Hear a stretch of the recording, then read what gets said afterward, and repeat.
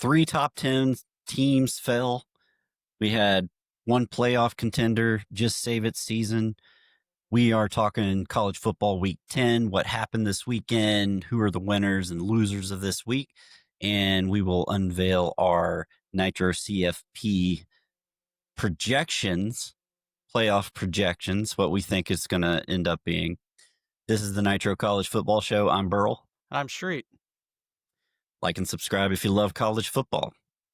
All right. Week 10. It was a stressful week for dog fans. What did you think? Well, I'm always going to start this out with, as a Georgia fan who was in college in the early 2000s, beating Florida is always a special game. I don't care what they're ranked. I don't care if they fired their coach. I don't care how many injuries they have. When Georgia plays Florida and we win, it's a big deal. Every time. Nobody's going to tell me different. Yeah. And the fact that Georgia winning yesterday gives Georgia 5 straight victories over Florida, 8 of 9, and 11 of the last 15. Now, like I said, when I got to school, we were in the middle of going 3-18 against Florida. So the way that Georgia has changed this rivalry, in addition to the rivalries with Auburn and with Tennessee and with Georgia Tech, it's a beautiful thing. Yeah.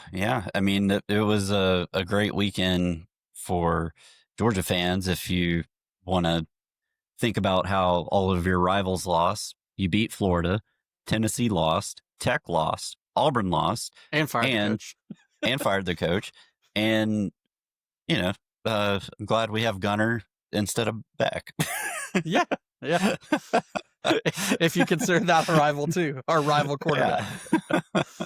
Yeah, like I said, this weekend was not, when you looked at this coming into the season, this weekend was like, oh, this is going to be an amazing weekend. You had Georgia, Florida, 2 preseason top 10s. You had Penn State, Ohio State, both preseason top 10s. You had Tennessee, Oklahoma. All this expectation this weekend was going to be great. And when we finally got here, it didn't look as good on paper as it did in the preseason, but there were some exciting games this week. We got some upsets, and we're starting to get a better picture, as on Tuesday night, they're going to release the first college football playoff rankings. We're starting to get an understanding of what it's going to be like. And there's some teams that we thought, hey, maybe these teams are shoo-ins, kind of hit some bumps in the road this weekend, and maybe it's not. So we're going to see the contenders emerge over the next few weeks, but this is kind of the first step in that direction. Yep, absolutely. So let's talk about Georgia, Florida. Let's dive into that. Georgia 24, Florida 20. Could have been 31-20. Now, my predicted score was 34-23, so I would have nailed the margin, but Gunnar Stockton took the knee, learned his lesson from his coach after the Auburn game to not dive in the end zone, don't rustle any feathers, just take the knees and get the win. Yeah, smart move by Gunnar. This team, like we've talked about, just hard to kill, but damn inconsistent. Yeah. As I said to you, they're consistent at being inconsistent. That's as I said to you last night, and continuing with the Halloween theme of the weekend, Georgia is harder to kill than Jason Voorhees. Yes. Yeah. Every time you think he's dead, he's got another life, and he's back, and he's about to cut your head off because you didn't kill him enough. You didn't kill him enough. Yep. You got to take him at the headshot, double tap. Double tap. We learned this in Zombieland. Double tap. Yes. Right. Tallahassee. And and the other thing, God, Vegas always knows. They know. They always know. On paper, this should have not been a close game. Georgia had won 4 straight by double digits, and this was almost another double-digit win. But they always know, man. They always know. Well, it was on paper, if you look just at purely the records. And I think that's one of the biggest problems in college football is a lot of these pundits and people who like to be, controversial on Twitter, they'll like Danny Cannell, they'll say things, like, oh, this team, whatever, how can Georgia they're not that good because they barely squeaked by against a Florida team. And if you look at these teams and you look at these rosters, Florida's roster's loaded. Florida's roster is really, really good. Florida's defense, one thing underrated about their defense yesterday, their defense was really good, and we kind of talked about it. Statistically, it wasn't great, but we thought it was pretty good defense. But they were healthy yesterday. They had basically all their defense was pretty much healthy, except for a couple guys that have been out all year Yeah. that haven't played. And they pointed that out on the broadcast, and they played like it. Like, this was probably the most Mhm. complete defense Georgia's going to see Yeah. all season. Even Texas, this is probably a better, at least, rushing defense than that is. So Yeah. it's a good And defense. and Georgia was able to run the ball when they committed to it. Right, right. That was the They problem. They yeah, didn't commit to it. yeah. I mean, the other thing that, the one thing people talked about going in this game, and you definitely saw it, was that Florida played inspired. They played for Billy Gonzalez, and you kind of knew that because last year Florida was in a similar situation. Napier did not get fired last year, but they didn't quit when they started losing last year. They picked themselves up off the deck and closed strong and saved Napier's job. And they have talent on this team, and they certainly have a lot of fight in them. I will give them all credit. They fought hard. They had a lot of injuries, and they were already down a couple receivers, and their fantastic freshman got hurt, and now he's out for the year. So they had a lot of injuries, and they played hard. But at the end of the day, they were not able to overcome the inconsistencies that have plagued them all year. Now, they didn't turn the ball over, but Lagway missed some plays. He just Yes. did. Yeah. He did. And this really was I think this was Florida's best shot. Like, Oh, yeah, absolutely. this Oh, this they this was the best game that they could have put together this year against anybody. If it's against anybody else, they probably win. right, right. They had to, and they had the 2 weeks to do it. And they also, the offense was not part of the reason that Lagway had struggled this year. Billy Napier wanted his offense to be kind of complicated. They had a lot of shifts and motions. They cut down on that. They simplified the game plan a little bit, which I think helped him play better. It helped him create a little bit, which is why you saw the coverage breakdowns, because the Georgia defensive backs, they've proven all year, they're okay, but they can't cover for that long. And they can't get pressure on the quarterback. So you give them time, guys are going to get open. And that's what happened, especially in the second half when Georgia lost to Mello Jones and they lost KJ Bolden. And you're talking about a secondary out there that consists of, It's already young. it's already young and consists, you had transfer players out there. You had guys who have been consistent all year. Ellis Robinson was back into action. Like, he hasn't been playing as much the last few weeks because he's been struggling. So, and Branch was out there. He's hardly played at all this year. And you've had to play like the whole second half. Yeah. Like, Branch made play of the game though. he absolutely did. So, So it was great to see. yeah, yeah. Um, So, I mean, once again, Georgia is, I was going to talk about this later, but Georgia is so beat up. They have been all year. That hasn't changed, but they lost 3 starters in the game and Bolden. So they were down 4 starters in the second half on yeah. defense. Yeah. And that's tough. Thankfully DJ Lagway played like he's played pretty much all year. Inconsistent, but I would say it was probably one of his like better games in terms of managing the offense. But you did see several times where he just flat out missed somebody, and Yeah. I think the it's improvements he had is he ran the ball more than he has most of this season. And I think yeah, that goes back to simplifying the game plan. Napier wanted him to make reads and stuff like that. In this game, if his reads weren't open, he was going like, nothing was more glaring than that 2nd and 20, yeah, where he saw that Georgia had nobody in the middle and he immediately just took off. Like, I don't know if yeah. that was necessarily called that, because you don't usually call a draw on 2nd and 20. You might call it on 3rd and 20, try to catch him sleeping, but you don't usually call it on 2nd and 20. Never know. I mean, he was just looking for Eugene Wilson no Yeah, matter what, and if right. he couldn't get it to him, he wasn't going to try that hard. Yeah. Eugene Wilson had a hell of a game, 9 catches, 121 yards, Yeah, he and a had a great touchdown. game. And Jaden Ball had a good game too. Once again for Florida, I think their problem was they didn't give him it enough. Like, Georgia was Mhm. not stopping him much. Yes, we did get a big stop on him when we needed it, but that But guy's that's a what hell of Georgia does. yeah. But that guy's That's a hell of a exactly running back. Like, I think what he only Yeah. ended up with like 15 carries. Like, they didn't have an excuse not to get that guy 25 carries in this game with Yeah, he all had the 15 injuries they had. carries. Yeah. He was averaging just a hair under 5 yards a carry. Yeah. Yeah, he was doing all right. But yeah, defense did what they did all year, have done all year. You know, I said this last night, and I'll say it again now. I've been saying for weeks that I felt like Georgia's the most dangerous team in the country because they hadn't put a complete game together. Well, now I'm just to the point where I don't think Georgia's ever going to put a complete game together this year.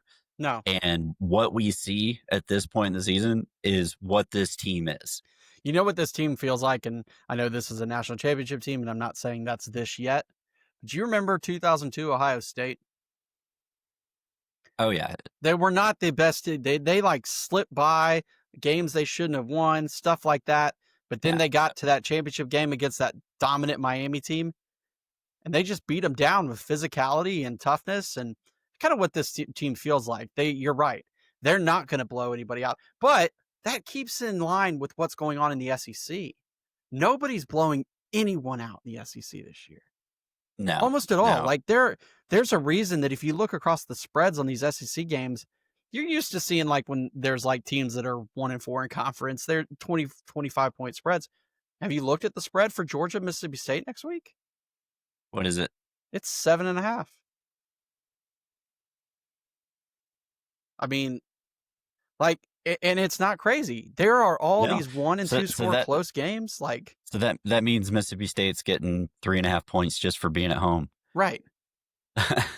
That's close. And they got their first conference win this week over Arkansas, who has already fired their coach and didn't have a conference win. Like they barely squeaked by at the end. They had to come back in the fourth quarter. Like Yeah. But Arkansas has been given everybody fits this year. Like every game Arkansas's played, they've taken whatever team they're playing to the limit. that's because they have a great offense, but they have no They do. defense. That's their problem. Yeah, exactly. Um, okay, so we got to talk about the elephant in the room about this Georgia Florida game, officiating issues. You So know, there were four big ones that come to mind.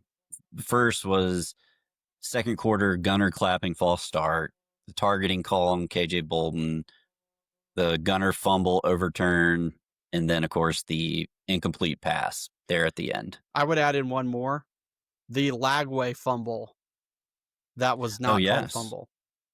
Now, granted, Georgia ended up getting the stop on the next play, but still, like, if you look at the replay, sure looked like he fumbled before his knee was down. But yeah, I mean, the officiating was bad. We continue to see it. What really bugs me is that the announce crews are so bad, and they got Matt Austin on there. What he's just an SEC ref. He makes the wrong calls how it gets called every week. Every time. Every Every time. time. And it's comical. And of course, Georgia's been on the benefits of calls, but they don't talk about the ones that went against us, and that's fine. But you also know that you've ascended to being one of the top programs when the first complaint when you beat teams is always the refs. Because that's how Yeah. it was with Alabama for years. Oh, the refs let Oh, Alabama win. it's hard enough to beat Alabama by themselves, but then you got to play against the refs. Right. So there's bad calls either way. Kirby talked about the Gunner situation. Kirby said, I have told Gunner to calm down on his collapse because they said they were going to call it. Very So aggressive claps. it's the first time I've ever seen it called, but if they said they were going to call it, okay, calm down. So So Kirby hadn't been teaching him how to clap properly. right.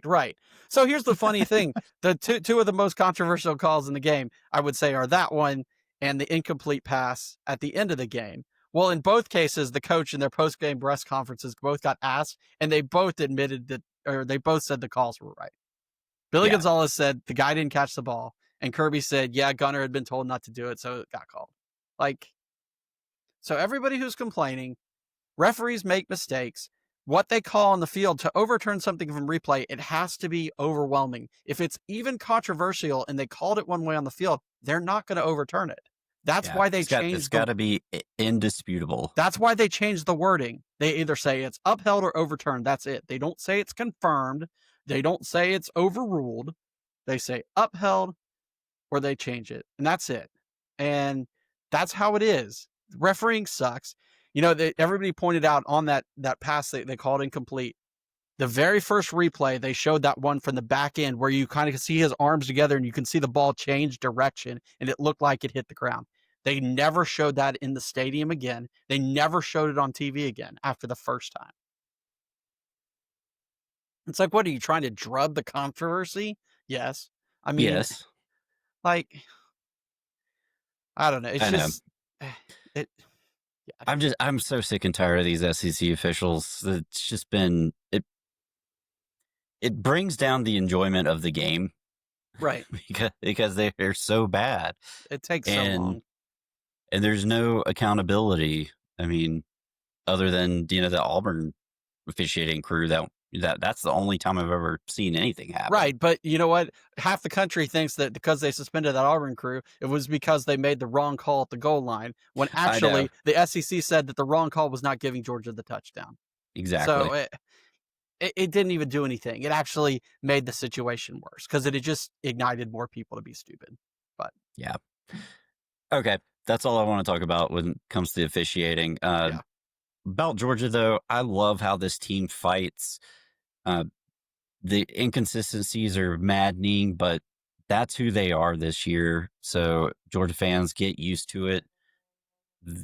We're going to be living this, cardiac arrest life the rest of the season. yeah. If I had to say, Maybe Charlotte, we get a big win. yeah, if I had to say only one other down point I want to say about Georgia, and then I got a couple great things to say. Um, a lot of this last few games, people have criticized that Georgia hasn't been ready for scripted opening drives of the other team. That people have been scripting really well. Well, Georgia had 2 scripted drives that they scored touchdowns on, and then struggled most of the rest of the game. So Yeah, everybody can do it. Sometimes you get lucky on scripted drives. It doesn't mean the defense sucks or your offense sucks. It's just how it is. this So is I the think, this is the first time we saw Georgia get a third down stop on the opening drive. yeah, yeah. So, and that's one thing so getting into good things, Georgia was masterful on third down. Florida was 2 of 11. So the one problem Georgia had all year was third down. They were great in this game. And I think what Georgia was like, they were like 8 of 14, something pretty good, over 50%, I think. So that was one. Number 2, can we talk about how good Chauncey Bowens was there in the second half? Only got 9 carries, and I'm assuming it's because he's got some kind of lingering injury, or they are trying to work in this strategy of having him fresh and giving Frazier more of the tough carries early in the game, something. But there's something to it. Yeah, McCray didn't even get a carry in this game, so and I yeah, guess we that was interesting. But Kirby talked about it in his post game. He said, "I felt bad for Josh McCray." He was like, "We just didn't have the situations where we use him," you know. yeah, Um, you're absolutely right. But the combo of Gunner, Branch, and Bowens is awesome. yeah, It's working out phenomenally. yeah, Branch had an amazing game, over 100 yards yeah. receiving. I mean, I can't remember the last time that happened. Maybe it happened earlier this year, but I'm drawing a blank on it. But Yeah. I was going to say, so Branch was my next point I wanted to touch on. I can't say enough good words about this guy. Like he's coming in, you awesome. heard he was, shifty and yeah, he was an All-American, but that was as a kick returner and he was okay. This dude makes catches in traffic. He gets yards after catch on swing passes. He blocks and hell, the touchdown to Noah Thomas, you might have credited that to Zachariah Branch because the play before they ran the screen pass to him. And when we ran that, the entire Florida guys on that side of the field followed Branch and left Yeah. Noah Thomas wide open. Georgia doesn't win this game without Zachariah Branch Oh, they ain't because winning many games this season without Zachariah yeah, Branch. I mean, it could be because he gets them out of bad situations just by throwing a dump screen. I Yep. mean, there's nothing fancy about it. It's just, okay, get it in his hands in space, and he just makes people miss. And he's going to get 3 to 5 yards no matter what every on those time. plays. I wish he would come back. I don't think he's going to next year, but man, I would love to have another year of him. He has been phenomenal. Every dollar spent has been worth it. And hell, even his brother came in and had a good play this week. So uh, I know. It worked out kudos to Zach Branch. The last thing I want to talk about, my God, CJ Allen is playing out of his mind right now. for real. The Georgia defense has been Shades of Roquan. the Georgia defense has been so suspect, except for CJ Allen. And CJ Allen, I heard somebody say this. Raylan Wilson had a horrible game yesterday, and CJ Allen saved his ass. He did. CJ Allen had like 12 tackles, and like 11 were solo. He was everywhere, and like 3 of them were on Lagway. And man, Yeah. I wish he would have gotten that sack. They had that shot on Lagway, and he just missed it, and Lagway completed the pass. But great game. That dude has really turned out, because at the beginning of the year, he was struggling a little bit with his eyes and in coverage, but man, he has really put it all together. He's the heart and soul of that defense. Just Yeah. an It was amazing game for him. by far his best game that I've seen him play. Yeah, he was He everywhere. was all over the field. And when I say like he was reminding me of Roquan and Nakobe Dean, I mean, he was in all of the places at the right times. Yep. You know, like we would always see Roquan or Nakobe Dean somehow chase someone down on the outside that they had no business getting to. And we were seeing stuff like that from CJ Allen yesterday. Yep. And you know, the tough tackles in the middle, like he was suplexing guys. It was Just it was looking fantastic. fast too. That's what I felt we were missing on defense. I felt like we've been missing that all year, as we don't look fast, but he did. So He did. great win for And Georgia. It's, like I said, it's always great to beat Florida, and they got some tough games ahead, but at this point, I can't doubt this team to have a chance. Like, I don't think they're elite, and I don't think they're playing at a national championship level, but because of the ability to stick around, to keep it close, and to not quit and to not panic, they're going to have a chance to be in every game this year. I honestly think that. yeah, if any team lets them hang around, they're doing that at their own risk. Yep. And that's just how the Dogs are this year. So some other big things happened this weekend. We saw 3 top 10 teams fall. Now they were at the bottom of the top 10, but there's still 3 top 10 teams lost. Georgia Tech got their first lost to NC State. I feel like Tech proved me right in my assessment last week. They are who I thought they were. You know, they've played a lot of close games against some bad teams, and this time it came back to bite them. Yeah. They hit a team with a really good quarterback, athletic quarterback, and made them pay. Yeah. I had a feeling that this game might be a little tricky for Tech. Like, just because on the road, and NC State has a good offense, but man, they really put it on Tech. So they were without their starting running back in this game. The backup went for 196 yards rushing. Their quarterback, who was hobbled around in this game, couldn't move half the time, threw for 340 and 3 touchdowns. So Tech, and that's kind of been Tech's thing. They are offense, they are great because Haynes King is playing his lights out. Haynes King, even though they lost, Haynes King should be in New York if he can survive through the rest of this year. He should be in New York because he is that team. He's been carrying them. He is. If they actually vote it as best player, like all around, like I don't see why you wouldn't pick him, or at least as an MVP, right? Like, yeah, seriously. I mean, like he ended up with 511 yards and 4 touchdowns. They lost. They lost by 12, and the dude had 511 yards and 4 touchdowns by himself. Yeah, I mean, they still put up 36 points. I mean, that's not nothing. No. And and they fought hard, but I guess this was kind of inevitable to happen. You play with fire over and over again. You have two lucky wins against teams that you should have put more on when they barely beat Duke, barely beat Wake Forest, and it just caught them.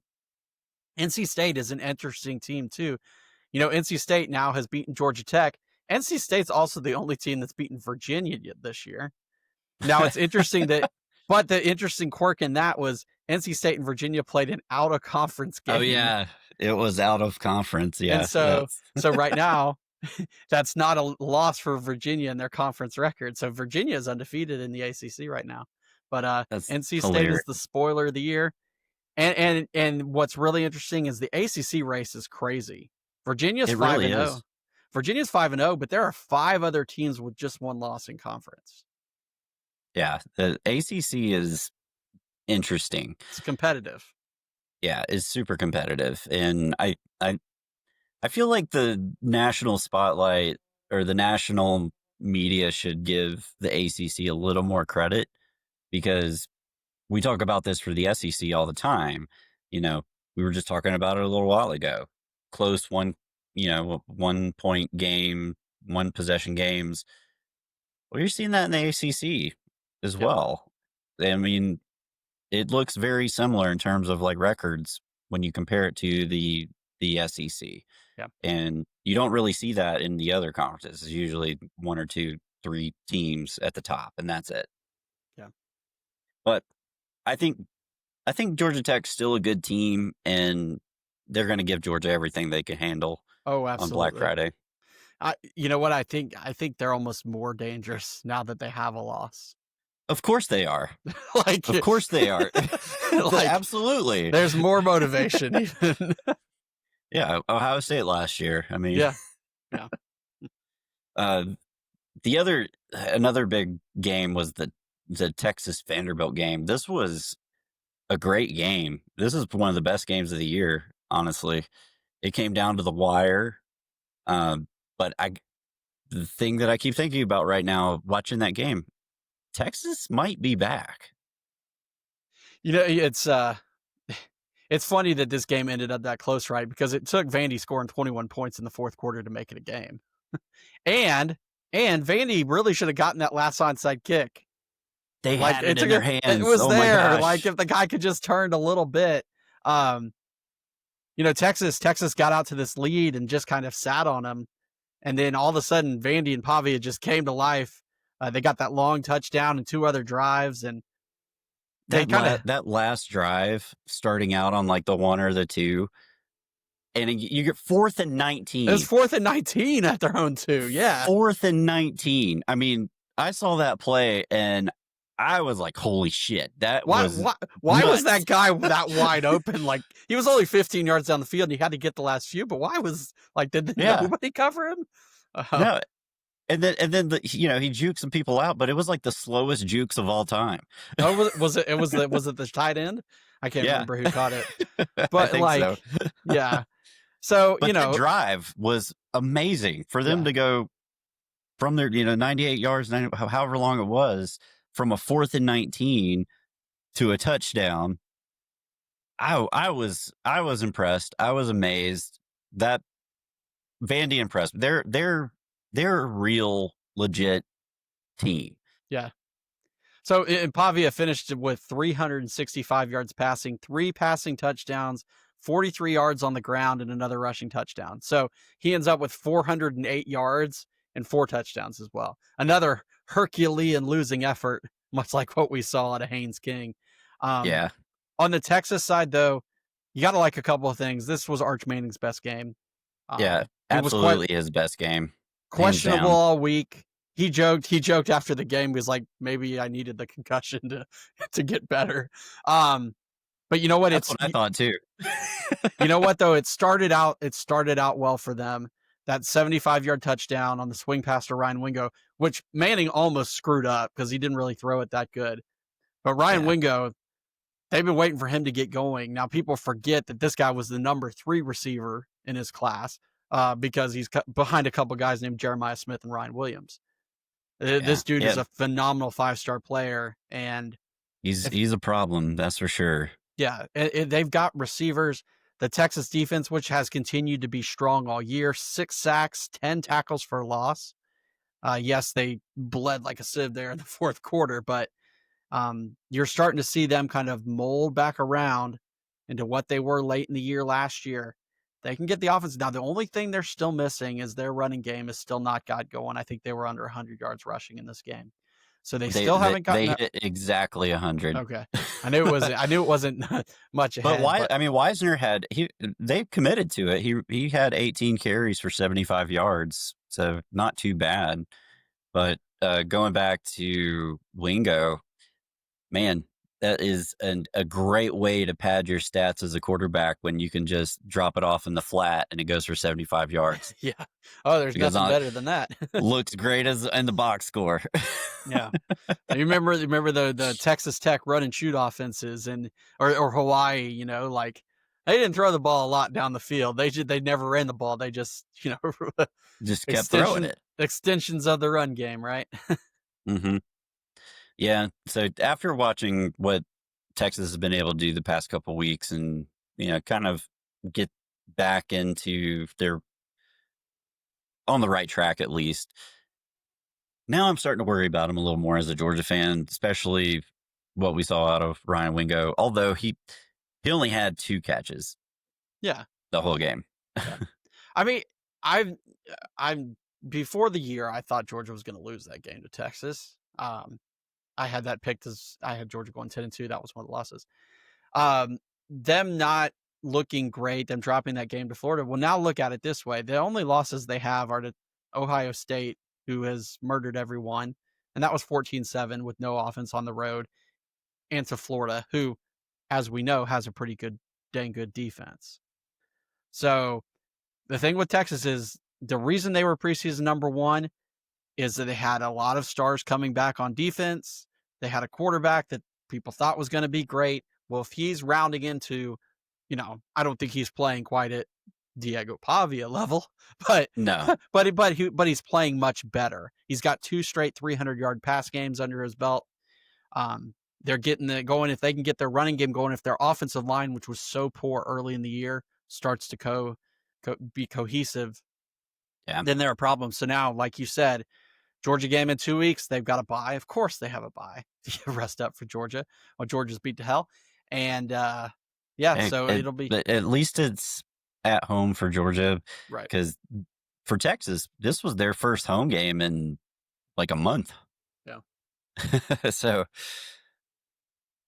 it's tough to win on the road in the SEC. We've heard that a million times, and it's 100% true. You look at people's records outside of their own stadium, and it's just not as good. nah, it's tough.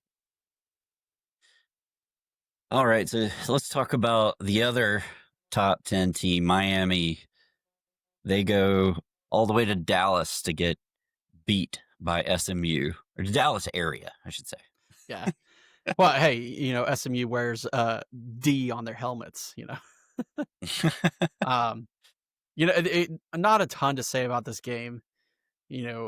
I will say one thing for SMU, playoff team last year, kind of struggling a little bit this year, 6-3, but they are 4-1. So I mentioned that group of teams in the ACC that are bunched up there. They're 4-1 now, and if they are if they're getting themselves going, maybe struggled a little early on, but if they can get it going, they could get back in that conversation again.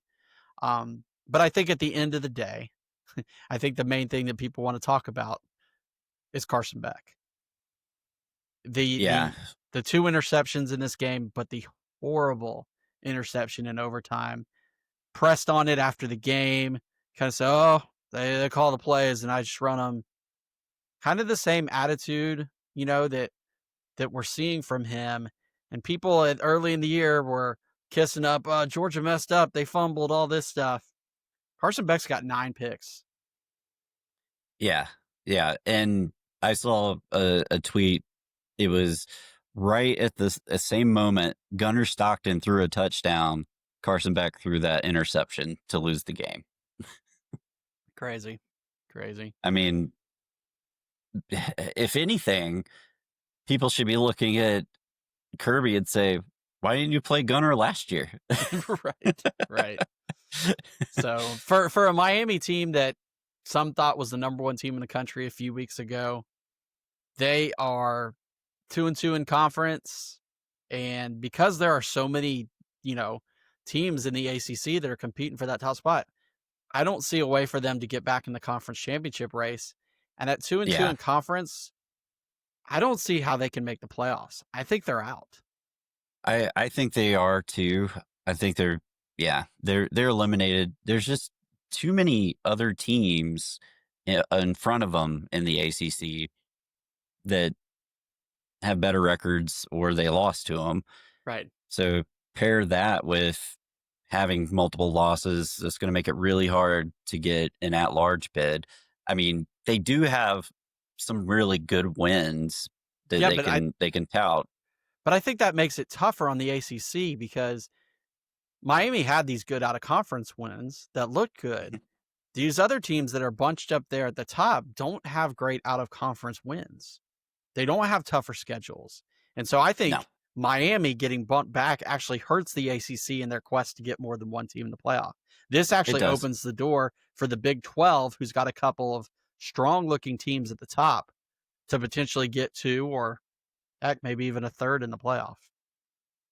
Yeah, yeah, and and so we have those three teams exit the top 10, and now we have BYU, Texas Tech, and Notre Dame is back in the picture. Yep. Oh, Notre Dame's in. Yeah, I don't I see how they're not in. yeah. No, and they struggled a little bit. We were going to talk a little bit about they struggled a little bit, and then Jeremiah Love broke off another 90 something yard touchdown, and that dude's going to be in New York, I think, too. He's so good. He is. He is so good. Okay, want to talk Oklahoma, Tennessee? Sure. So Oklahoma wins the battle of Neyland. You know, Tennessee had this blackout Halloween, black uniforms at night, even though black's not one of their colors. Just like Nebraska had a blackout when it's not one of their colors, and they lost. um, So this is an interesting stat. Oklahoma has 2 road wins against SEC teams. They're both against Tennessee. oh man. I mean, that was great. But Oklahoma, I really felt like they won this game despite John Mateer. Yeah, or at least in the first half. You know, Uh, he made some plays there in the second half. He did make a few plays in the second half, but overall, I mean, he was 19 of 29 for 159 yards. Yeah. Yeah, I mean, the key is he ran for 80. Ran for the game, you know, the game clinch what ended up being the game clinching touchdown. Tennessee scored Mhm. really quick, made it interesting, but it was his running, Yeah. right? It's not his throwing. His throwing still has not come back around. It was his running No. that helped them win in this game. Uh, you know, Joey Aguilar puts up another almost 400 yards passing, but two Against interceptions. a really good defense. Yeah, yeah, but two interceptions, which hurt. Mm. But I think the worst play, and it wasn't exactly the same, but felt very similar to the play against Alabama, the goal line. Tennessee had a crucial fourth down. They slipped a little tight end out to the front to the side, and the tight end ended up dropping the pass. But it was kind of like Mateer. I don't know, like the tight end wasn't quite ready for it, and he dropped it.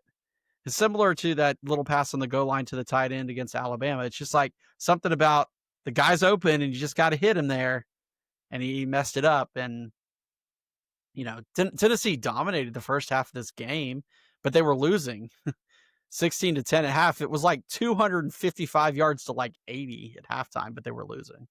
Yeah, turnovers will do that to you. Yeah, and missing field goals too, which Yeah, they've had a problem with that this year. yes, they have. So I think this effectively eliminated Tennessee from the playoff. Yeah, with 3 losses, even though they're all to ranked teams, Tennessee's out.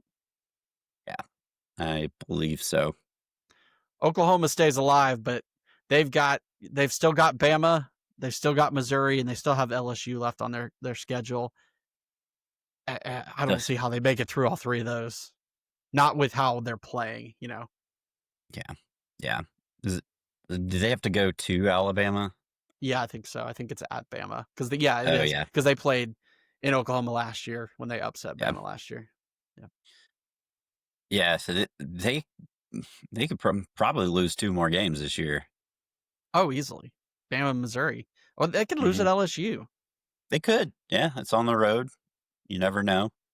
LSU's fired their coach. Firing your coach inspires you. So For a little while. yeah, That first game, or for UCLA, 3 games. yeah, yeah. But the difference is LSU is not a team that's under 500. They're still over True. 500. They can still make a bowl game. Like, Yeah, and they're still loaded with talent. right, right. Yeah, I mean that is a very losable game. Ain't college football great? Yes, it is. And if you like it and you like what we're talking about here, give us a subscribe. We're growing the Give us a channel. sub. Give us Yeah, a sub. just do it. It's Just sub. free. Sub. It's It- free. It don't it- it- cost nothing. yeah, you can just click it right there on the screen right now. Just do it. Come on, peer Yeah. pressure. You know you want to.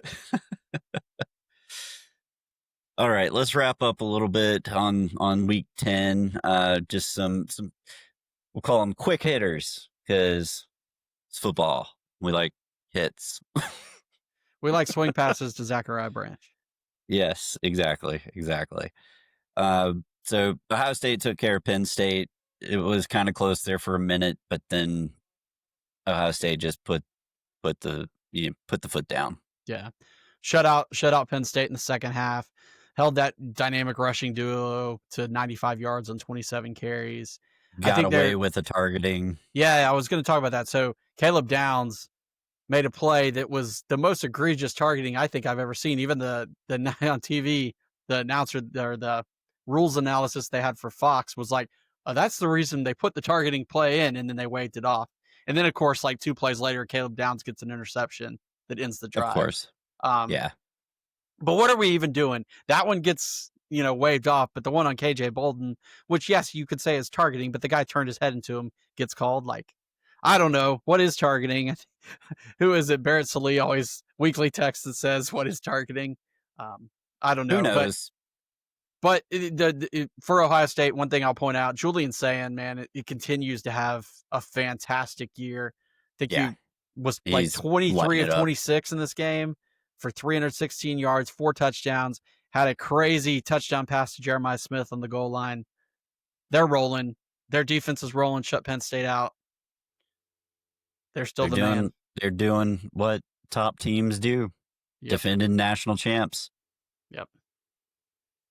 And then we saw Texas Tech just demolish Kansas State, took care of them pretty handily, easily.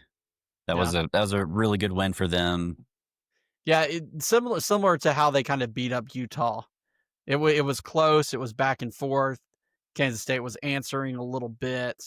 They had a fumble on the opening drive of the second half, and that kind of it was a 1-score game. And then Texas Tech went up 12, and they ended up blowing them away 24-6 down the stretch. Texas Tech looked a lot better on offense, getting Baron Morton back. He's a difference, man. When he's in there, that offense hums. When the other guys in there, they're not as great. But yeah, Texas Tech is a good get back win for them. Now we got the huge matchup next week. Game day is headed out to Lubbock. You got 8-0 BYU, 8-1 Texas. Should be a fun one in the Big 12. Yeah, you've been looking forward to this one for a long time. Yeah, because like I said, nobody's been talking about the Big 12. It's all SEC, ACC, SEC, Big 10. But I think these two teams are really good. BYU was incredibly interesting because they lost their quarterback and they weren't supposed to be much after having this great year last year. They were playing well, and then Texas Tech, like I said, is the study of the money game. Can you buy a championship? We're going to find out. Yeah, and you look at a lot of Texas Tech's games where they might be close in the first half and then they end up blowing them out. That tells me that it's the talent and the depth, It's talent because and depth, absolutely. because that's what you see the really good teams in the SEC do.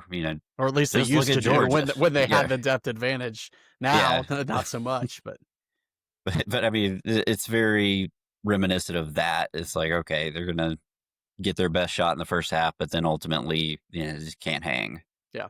So, and then what we thought was going to be an offensive shootout did not cover the over.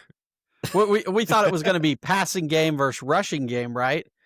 But Yeah. that's not really what happened. North Texas ran the crap out of the ball in this game. Caleb Hawkins went for a $197 and 4 touchdowns. And North Texas just beat up on Navy. Navy's probably headed out of the playoff talks now. They got to play Notre Dame still.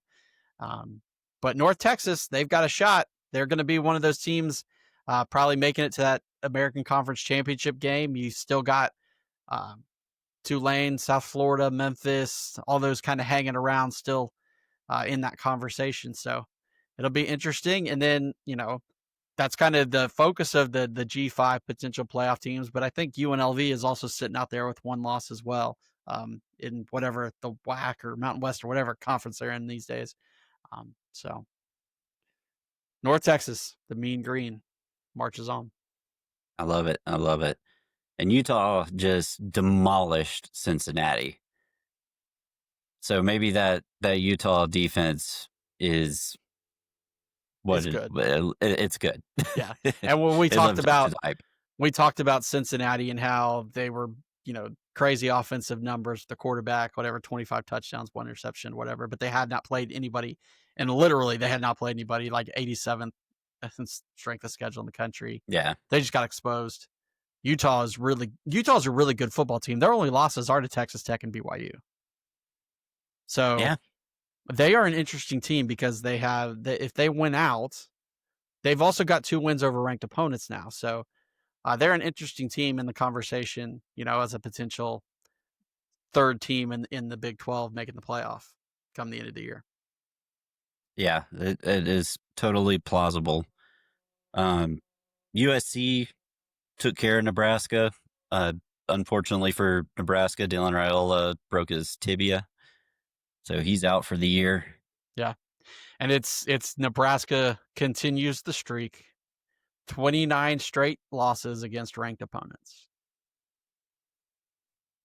Is Crazy. that bad?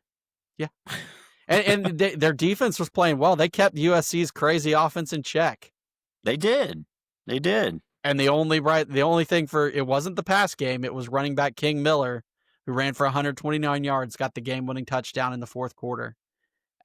Nebraska fought hard with their defense, but Raiola going down, maybe sucked a little bit of wind out of the crowd. They had their stadium. I must say, I did turn it on for a little bit. They did the blackout, and Nebraska, like Georgia, is red. Black's not their color, but they did the blackout. But their fans and everything sold out for that blackout. I didn't see any red anywhere. Like, they only had black and white on their field. Everybody in the crowd was black and white. All the coaches were black and white. There was no red anywhere. So it was they really sold out on the blackout the blackout idea, but unfortunately they didn't get the win. Yeah, that's how it goes. That's why Georgia doesn't do it anymore. And Kentucky got Hugh Freeze fired finally. Kentucky gets its first conference win. Hey. 10-3. It was almost, when I saw it, it was 3-3. I was like, oh God, are we getting another Auburn 3, Mississippi State 2 game? But please no. But the main reason we wanted to talk about this was obviously today Hugh Freeze has been fired by Auburn. Finishes his career at 15-19. Auburn continues their bad luck of hiring coaches and getting mad and firing them very quickly. So the question is, this is another job open. Loxley at Maryland got fired today too. But let's talk a little bit about this. Burl, who do you see as the candidates? We know DJ Durkin is going to take over interim, and I think he's immediately one of the candidates because he's a good defensive coordinator, and maybe they go for the stability route. But what do you think could be some other candidates? I mean, let's see who's available. So you got James Franklin. I mean, I think they'll go after him. Really? I think he'd be at the top of their list. Now, he would cost more, and they've been paying lots of buyouts, but The one thing you were going to get out of James Franklin that they've been missing is somebody who will come in and stabilize that place. That's what he did at Penn State. He would be a stabling force. James Franklin, for all his good and faults, he's not controversial. He struggled in big games, yes, but he's a good recruiter. He's known as a good coach, a good person. People don't typically have problems with James Franklin in terms of his personality and things like that. And I think with Auburn, where you have these crazy boosters and stuff, that's the problem they had. They had Harsin, total not culture fit. Then they made the jerk reaction to try to bring in Hugh Freeze, also clearly clashing with people. Someone like Franklin, to me, would at least give them the chance to calm down a little bit, which is what they need. And I think they would give him time, hopefully, but you never know. It's Auburn. It's Auburn. Yeah. Did you see that? You saw that stat today about how the last 7 Iron Bowls have had 7 different coaching combinations? Yeah. There's a little asterisk there because Saban had COVID in 2020 and couldn't coach that game. So Sarkisian was technically the head coach of Bama. It's still, that's wild. I mean, Yeah. if you even taking that one out, 6 of the last 7. Yeah. I mean, It's crazy. But other candidates, did you have any other in mind? I got one other one to talk about. oh, go for it. I think Matt Campbell, Iowa State. I know his name's been thrown out a lot. Iowa State's not having as good of a year, but he's arguably the best coach in Iowa State history. I think he's another guy that would come in and bring stability. Now, he might not come in and win you championships immediately, but I think for Auburn, that's not, even though that's going to be some of their goal, I don't think that's the goal. They've had too much up and down. They've been struggling to make bowl games. Like, they need somebody to come back in and get them back on the winning track. So I think Matt Campbell would be another good hire for them. Now they would have to get him away from Iowa State, but Do they bring back Gus Malzahn? I think they'd be more likely to bring back Tommy Tuberville than Gus Malzahn. I don't know. Senator Tuberville. I saw some Auburn fans. They're like, man, we fired Gus for less. He was beating Alabama, making it to the SEC championship game. At the end of the day, they should have never hired Freeze. They should have just let Cornell Williams run the team. Oh my gosh, yeah, because I mean, he didn't have coaching experience, but at least they all liked him. Well, he did pretty well as a interim coach. For a didn't he? couple games. Yeah, a couple games that then they lost, but at least he would have had the fan base on his side. They turned on Freeze so quick, but yeah, you make stupid moves, you get stupid reactions. And hiring Hugh Freeze, I mean, I think most of us thought that was a dumb reaction. I mean, they were trying to, what they were trying to do? They were trying to repeat the magic they had when hiring Bruce Pearl, somebody who was controversial, had been kind of fired from somewhere else, but had been able to, build a winning program out of nothing. I think they were going for that route. They were like, well, we already hired Bruce Pearl and it worked out. Nobody's going to hate us if we hire Hugh Freeze. Well, it didn't work out. So, yep, not so fast. Not this time. Yep. Yeah, I think they're paying 4 coaches not to coach right now. They're probably still paying Gene Chizik at this point. They might be, actually. Any other thoughts on the weekend? Nah, man, it was a good weekend for the Dogs, even if it was a frustrating weekend. Always got to be happy when you win a rivalry game. Always happy to get a win in Jacksonville. Sad to see the game not be there for a couple years. It's not going to feel the same here in Atlanta or the next year in Tampa, but I'd be excited to get it back there, even though I haven't been down there since 2011. So I know. I was really hoping they were going to do a home and home, but money talks more than anything else in this world. So yep, it is what it is. Okay, you ready to talk about college football playoff? Let's do it. Okay, we are unveiling the Nitro CFP projections. So a little bit of a change from what we've normally done. So walk us through it. So we got our bubble teams. We've got our projections of, what we're looking at things as where we think they'll end up at the end of the season, not what you're going to see this Tuesday Yeah. with the CFP rankings that are coming out. Yeah. Well, I think also there's some this is where it currently sits, I think, as well. I think we don't have all the information and all the projections and stuff that they have, but I think we can look at teams and figure out what we think who's better than who right now. A lot of other projections factor in, oh, they have an 80% chance to make the playoffs with a win and 65%. Well, that's stupid because that assumes that everybody else on their schedule is also winning and other things. So we don't have the mathematical statistics behind that. This is more our gut feel of who are the best teams that, with the record they have right now, would be deserving to be in the playoff if it was stacked up today. Well, that's kind of like the opposite of what I just said. Well, but that's right though. No, I'm thinking about it as like, okay, this is what we're looking at, because we're looking at some of these teams, the games that they have upcoming. You Right. know, who do you think is going to win the Big 12? So it looks like Texas Tech. That's who think is going to get that.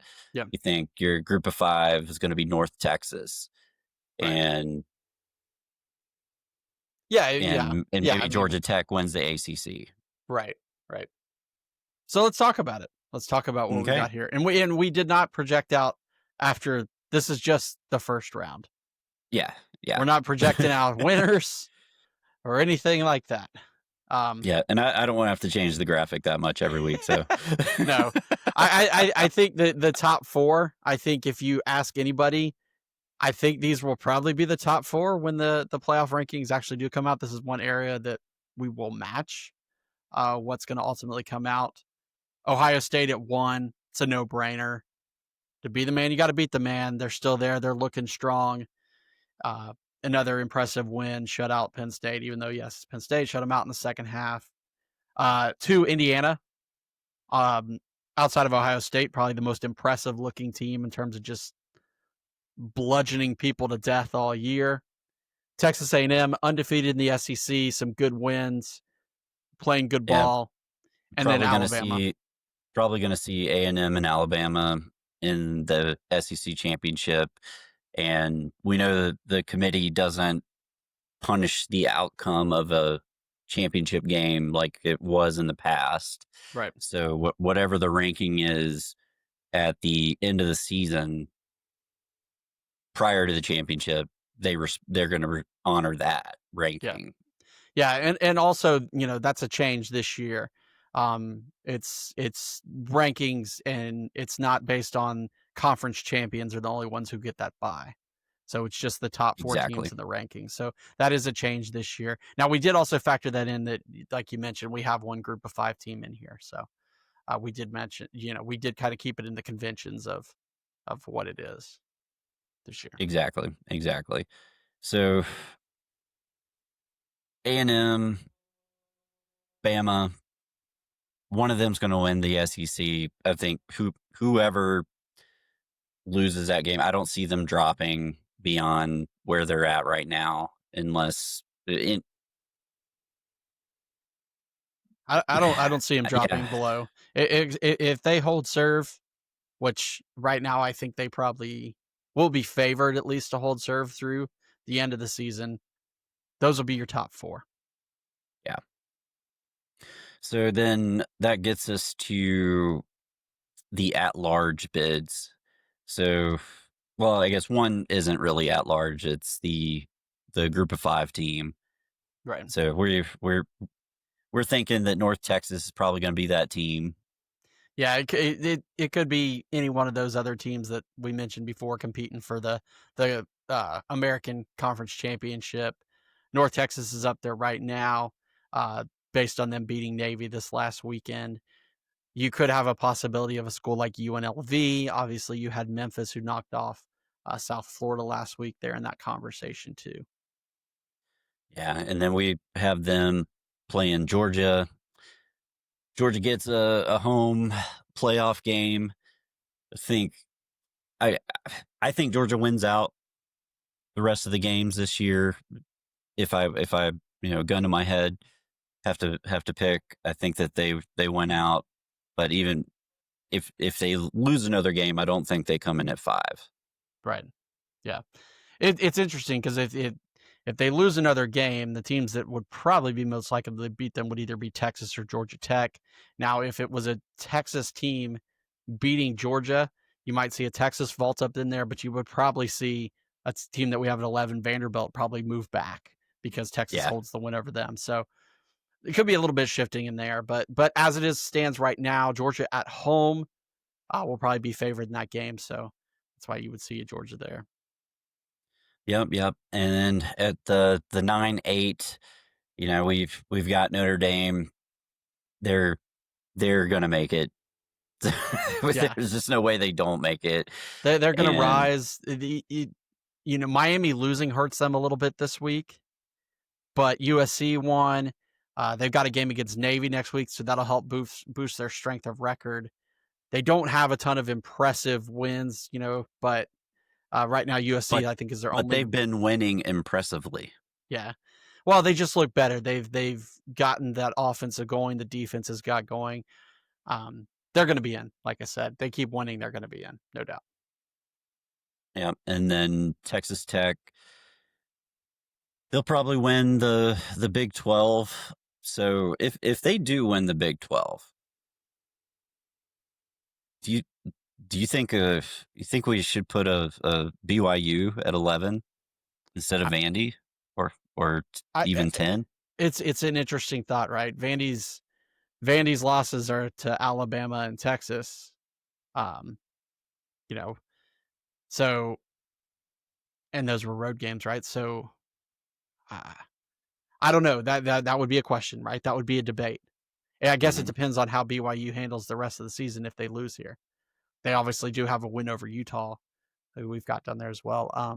Yeah, I mean that's going to be the debate. I think the biggest debate here for you and I is really the 10-11 spots. Yeah, yeah, because like we mentioned before, the ACC really is wide open. Um, but Georgia Tech still seems like the best team out of those top 4. I mean, maybe Louisville. I would I might give an edge in the ACC championship game if they end up making it. Yeah, Um, Virginia's an interesting one. They don't have a loss in conference because we talked about the NC State loss was out of conference. But man, they've got 3 overtime wins, all games that they could have easily lost. They had a 2-point win over a bad Washington State team on a safety. They've escaped. It's very weird. They're a one-loss team, undefeated in their conference, but I feel like they are not a strong team. That's why I was pushing for Georgia Tech to still be here because I think if they play Georgia Tech would roll them. Maybe. I mean, Georgia Tech hadn't really rolled anybody. I just think they would outscore them. I think it's just an St- offensive thing. But Still, like I I said, that's mean, a debate, right? yeah, And maybe that's settled in the conference championship game because right now those are still your 1-2. yeah, yeah. I mean, yeah. Looking at Virginia's schedule, I mean, they did beat William and Mary 55-16. So,